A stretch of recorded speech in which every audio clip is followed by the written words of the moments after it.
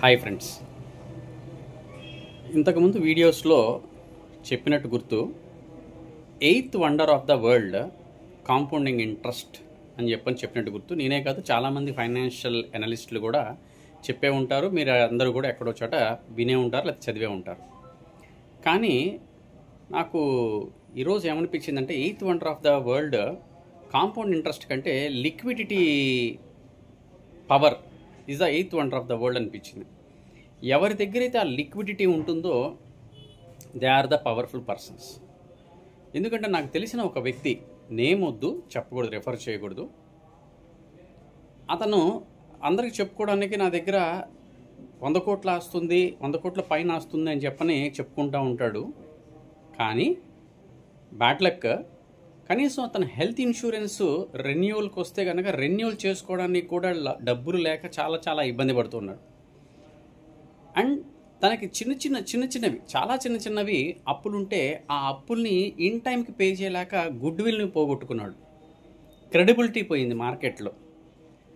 ఆయనే చాలా గిల్టీగా ఫీల్ అవుతున్నాడు. అరే, ఇచ్చిన మాట నేను నిలబెట్టుకోలేకపోతున్నాను. ఆయన ఎగ్గొట్టాలని ఉద్దేశమేం కాదు, ఇవ్వలేని పరిస్థితి. అంటే ఆయన ఏం చేస్తున్నాడంటే ఆయనకున్న 100 కోట్ల ఆస్తిని అన్ని ప్రాపర్టీస్, పెద్ద బిల్డింగ్సో, లేదనంటే కనుక ల్యాండ్సో, లేదంటే అగ్రికల్చర్ ల్యాండ్సో పెట్టుకోవటం. అండ్ ఆయన దగ్గర 100 రూపాయలు ఉందని చెప్పంటే 400 రూపాయల ఆస్తికి కొనుక్కోవటం. ఆ 400 ఆస్తి కొనాలని చెప్పనంటే వచ్చిన రెంట్స్తో ఈఎంఐ పెట్టుకోవడం, ఆ ఈఎంఐ దానికి ట్రాన్స్ఫర్ అయ్యేట్టుగా పెట్టుకోవటం. అలా లిక్విడిటీ లేకుండా చేసుకున్నాడు. సో హెల్త్ ఇన్సూరెన్స్ రెన్యూవల్ చేసుకోవడానికి డబ్బులు లేవు. చిన్న లోన్స్ ఏదైనా ఉంటే కనుక ఇచ్చిన టైంకి కమిట్మెంట్గా పే చేయడానికి డబ్బులు లేక, అండ్ లైవ్లీహుడ్లో ఏవైతే ఎక్స్పెన్స్ ఉన్నాయో అందరికీ బాకీలు పెట్టడం, వాళ్ళందరి చేత మాటలనిపించుకోవటం. So very pathetic situation. So friends, liquidity is the most powerful for every one.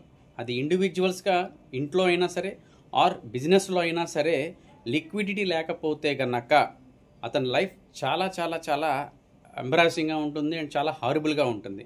So అందరూ కూడా లిక్విడిటీ చాలా చక్కగా మెయింటైన్ చేయండి. దాన్ని ఇంతకుముందు కూడా చెప్పా, ఎమర్జెన్సీ ఫండ్ అని చెప్పా. ఖచ్చితంగా 1 ఇయర్కి కావాల్సిన ఎమర్జెన్సీ ఫండ్ మెయింటైన్ చేసుకోండి.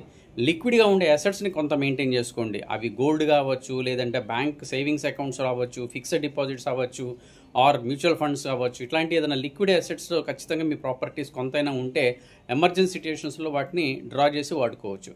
ఫిక్స్డ్ అసెట్స్, ల్యాండ్, బిల్డింగ్స్ ఇవేమైనా ఉంటే ఎమర్జెన్సీ టైంలో మనం దాన్ని కన్వర్ట్ చేసుకోవాలంటే చాలా కష్టం. So stay tune. అండ్ ఎవరెవరు మీరు ఎంత లిక్విడ్ అసెట్స్ మెయింటైన్ చేస్తున్నారు అనేది జాగ్రత్తగా చెక్ చేసుకోండి. And subscribe to our channel. Thank you.